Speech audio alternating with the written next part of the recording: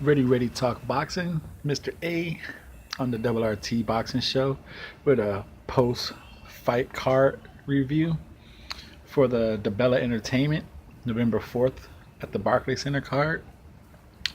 It consisted of Sergey Lipinets versus Akira Kondo. That was for the vacant IBF 140 strap that Terrence Crawford gave up. That fight, it was entertaining because that one to me was a mystery fight. I couldn't find no. I found one footage of Kondo, but it was from like 2014, 13, and I wasn't gonna make a judgment off that old footage. It's not fair to you guys. I'm not gonna make that adjustment off of old footage like that. That's why I had no fight prediction for that fight. But that fight came out. Sergey probably showed majority of the world who he was for the first time.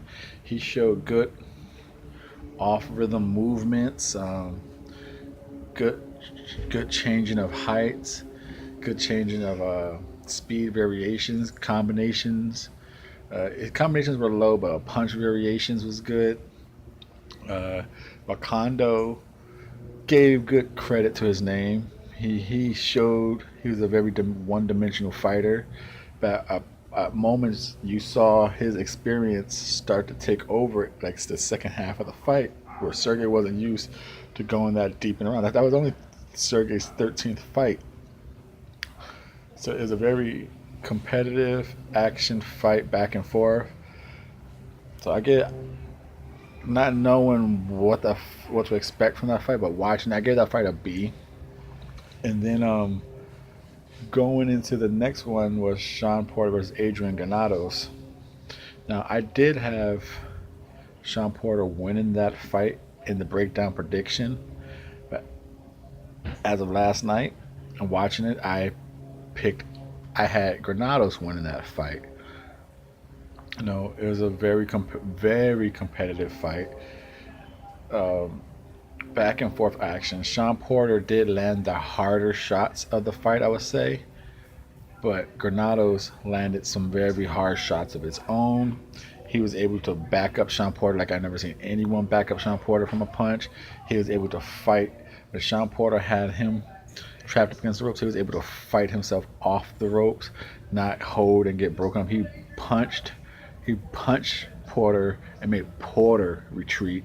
He then chased him across the ring, and then if that didn't happen, he would just punch himself out and just slip off to the side. He was able to catch Sean Porter coming in clean, picking him off. It was very good performance. Like I said, I know a lot of people, majority of the world do believe that Sean Porter won that fight. I'm not gonna sit here and argue and say he didn't, because it both ways I could clearly see how you thought this person won. To me though, this fight is more of saying Sean Porter won than he beat Keith Thurman. I could see people saying I will agree and say yeah he beat Granados, but he didn't. He did. Sean Porter didn't beat Thurman at all. Now this fight this fight had everything in it except for probably a knockdown. If this thing would have had a knockdown, or even no, a knockdown or a knockout would probably get us an A. But this is probably as high as a B plus fight can go. Back and forth actions, back foot jabbing, uppercuts, countering, shit talking. Granados was talking. He was walking Sean Porter down, just talking to him like, "What? Here I come. Now you ain't got it. You ready? You ready for some more? Here I come. Here I come." No one talks to Sean like that. He was he was trying his best to manhandle Sean, but that's um, a hard thing to tackle, man. Try and manhandle Sean Porter. He's not a 147 pounder. He's probably on fight night. He's probably anywhere from like 155 to 160. And Adrian Granados is a natural 140 fighter. Just no one gives him shots, so he has to move up to 147, and he holds his own. That was a good fight last night. Um, Is it does it call for a rematch? I think Porter gets him easily in the rematch, but it was a good fight. I'm giving that fight. Like I said, if it had one knockdown in it, it would have been an A. But it's a high B plus for me. And then the main event, Deontay Wilder versus Stavern 2. Now me, I didn't make a fuss about this match. I thought it was perfectly fine to have it, even though yes, Stavern had a long layoff.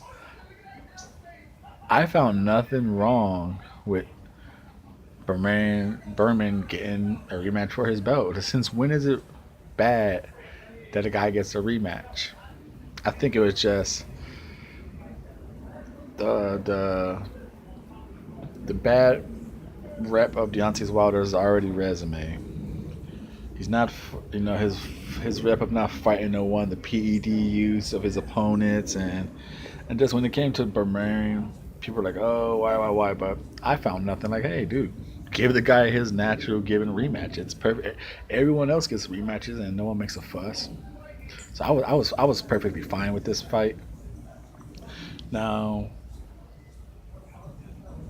the jabs of Deontay Wilder looked real clean, looked sharp, looked good, but the knockdowns and then eventually the knockout was just like Hollywood type movie stuff, like like like video game stuff. Like when a video game person falls. Like I don't know if you played video games, and there's fight nights when then it's a throwback. If you played the PlayStation One, the old Tomb Raiders, when Laura Croft used to fall off a cliff and where she just her body just used to just crumble up. That's what Berman looked like against the ropes. He looked like an old Laura Croft, just broken down from PlayStation One, blades just all bent up. But it was it's what heavyweight knockouts. When you picture heavyweight knockouts, Deontay Wilder put heavyweight knockout on Berman. So he slept him, knocked him out cold, hit him so hard in the face that he made Berman get up and tell the ref, he hit me in the back of the head. Like, no, man, you got hit dead in the face and you fell, and you got up and said you got hit in the back of the. It was a hard, but given that it was a title shot, a rematch against the guy he beat for the belt, and the fact that so much hostility, and he was just talking, I'm going to knock him out, I'm going to knock him out. In fact, he came out and knocked him out the way he did. I gave that fight an A, just for the whole hype of it. So, just the Bella Entertainment card. There was a Dominic Brazil fight. It wasn't aired. I'm still trying to look for it, and I believe I don't know how it happened, but I know Dominic stopped him. But I believe he became the mandatory for Deontay Wilder now. How that happened with him being, I think Dominic was like number 7 in the WBC, and Brazil was number 11, 13. I mean, Eric Molina was like 11 or 13. I don't know how that winner skipped over Gerald Miller, Dylan White, Andy Ruiz, Chisora. Not saying that we want to see Chisora after his performance. Woo!